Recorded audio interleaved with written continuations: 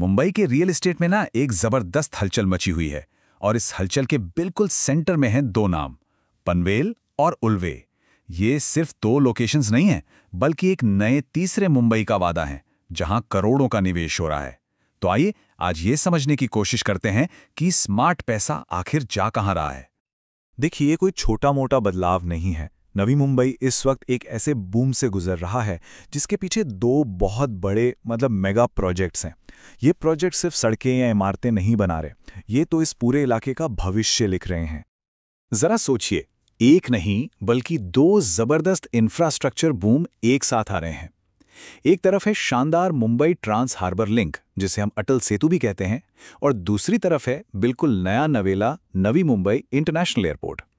इन दोनों की जुगलबंदी ही है जो इस पूरे एरिया की काया पलट कर रही है।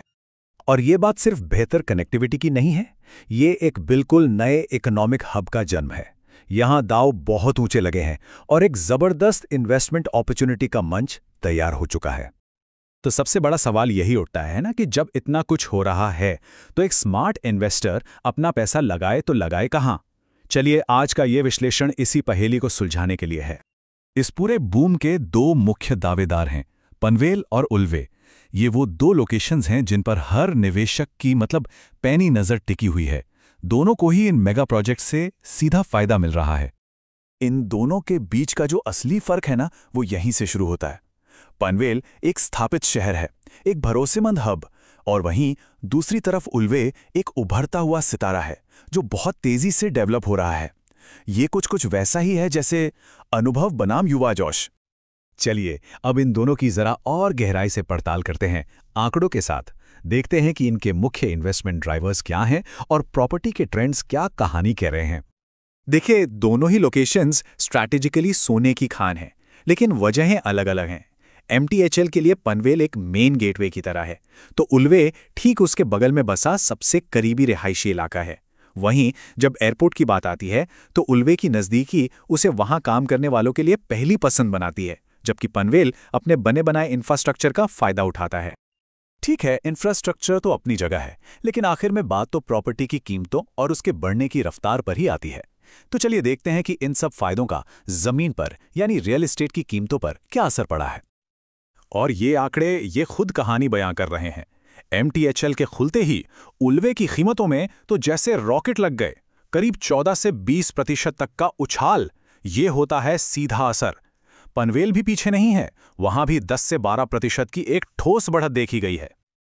लेकिन रुकिए, सिर्फ हाल के आंकड़ों को देखकर फैसला करना थोड़ी जल्दबाजी होगी।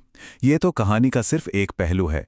असली तस्वीर देखने के लिए हमें थोड़ा और पीछे जाके देखना होगा। और अब जरा ये आंकड़ा देखिए। जहां उल्वेरा ने हाल ही में तेजी पकड़ी है, वहीं पनवेल पिछले 4-5 सालों में चुपचाप लगभग 74% की शानदार और स्थिर ग्रोथ दे चुका है। ये बताता है कि एक मैराथन का धावक है, सिर्फ एक स्प्रिंटर नहीं। तो इन सभी आंकड़ों का मतलब क्या है? इसका सीधा सा मतलब ये है कि फैसला इस बात पर निर्भर करेगा कि निवेश की स्ट्रैटेजी क्या है। चलिए इसे और आसान बनाते हैं और देखते हैं कि कौन सी लोकेशन किस तरह के निवेशक के लिए सही बैठती है।